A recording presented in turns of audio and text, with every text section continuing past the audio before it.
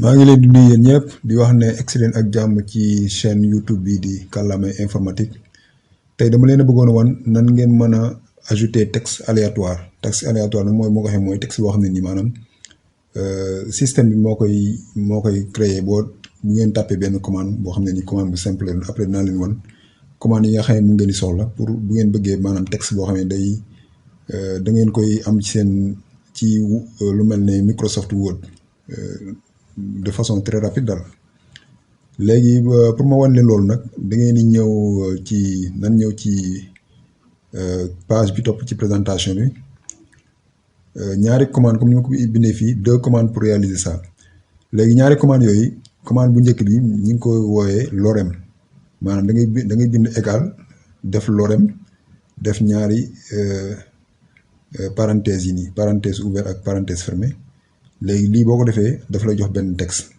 boo xam ne texte bi en latin lay doon texte yi en général bu ngeen ko gisee lu ci ëpp da ngeen koy faral di gis ci site web yi nga xam ne seen page yi amul contenu maanaam léeg-léeg nga gis site web boo xam ne da ngay dem ci page boo xam ne ni lam lay génneel doo ko comprendre ay texte lay doon yoo xam ne doo ko comprendre yu ci ëpp texte en latin lay doon. léegi beneen commande bi mi ngi nekk ren moom daf lay jox texte boo xam ne ci langue bi nga xam ne ci la Word nekk par exemple bu nekkee ne Word bi ñu utiliser langue français la soo defee ren par exemple soo defee égal ren ak parenthèse yi daf lay jox benn texte boo xam ne ci langue bi nga xam ne moom nga utiliser Word par exemple bu dee français la bu waa langue français lay doon bu dee langue anglais bu waa anglais lay doon. léegi nag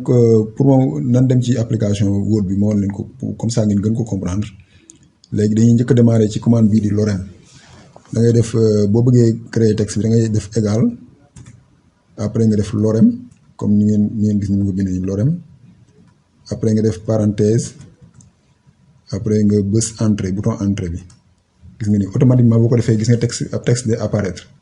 nga xam ne lii dafa nekk loo xam ne nii su ngeen bëggee texte créer benn texte bu lu gaaw par exemple bu utiliser texte bi pour def ay démonstration wala demee noonu commande bii di lorem vraiment moom gis naa ne commande bu am solo la léegi nag nañ ñëw fii ci xaaral ma effacé lii léegi nañ ñëw fii ci beneen commande bi nii muy ren bi tamit da ngay def égal nga daal def RAND def parenthèse yi après def bës bouton entrée bi gis nga nii mais comme ni ma leen ko expliqué Microsoft Word bi may jëfandikoo nii en français la loolu moo waral mu génneel ma texte bi nii en français te texte bi tamit lu ci ëpp mi ngi koy jëlee ci kii bi. ci fii maanaam ci page aide bi foofu lay jëlee texte yi nii boo xoolee bu ngeen ko xoolee nii maanaam fi nga xam ne nii fa ngay dem pour boo amee problème lu mel ne aide ma xool boo cliquer ci fichier war nga mën a am aide fii voilà aide bi moo nekk nii gis nga nii aide moom moo nekk nii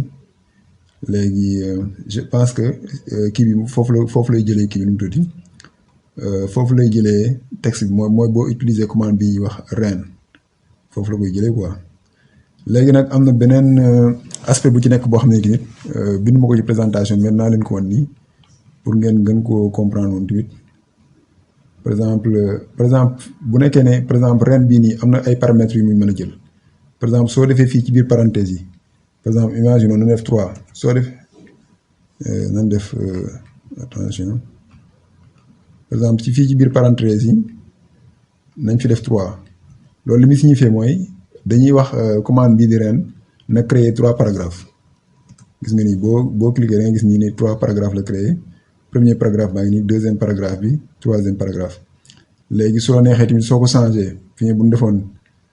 nii arriérade au lieu que ñu def ko 2 3 nan ko def 2 par exemple 2 boobaa 2 paragraphes ngay am 2 paragraphes ngay am nga xam ne gis nga boo la neexee soo bëggee am texte bu bari mën nga yokk paragraphe yi comme ça nga mën a jouer ci loolu quoi même bu dee commande bii di lorem tamit lorem nañ dem fii ñu jël commande lorem bi même chose la moom tamit day jël paramètres yooyu par exemple suñu defee lorem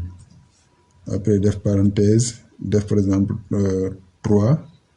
def parenthèse voilà gis nga ni da ngay am 3 kii 3 paragraphes léegi su la neexee tamit mën nga ko yokk bu la neexee mën nga ko yokk wala nga wàññi ko yaay ça dépend fii par exemple su ma neexoon par exemple naa bind par exemple Lorem ma bind 10 par exemple fermer parenthèse bi gis nga ni bu baax da ngay gis ne da ngay am 10 paragraphes voilà gis nga ni lii paragraphe la 2 3 4 5 6 7 8 9 10 gis nga ni nga xam ne lii daal benn genre astuce la boo xam ne dama doon naa leen ko woon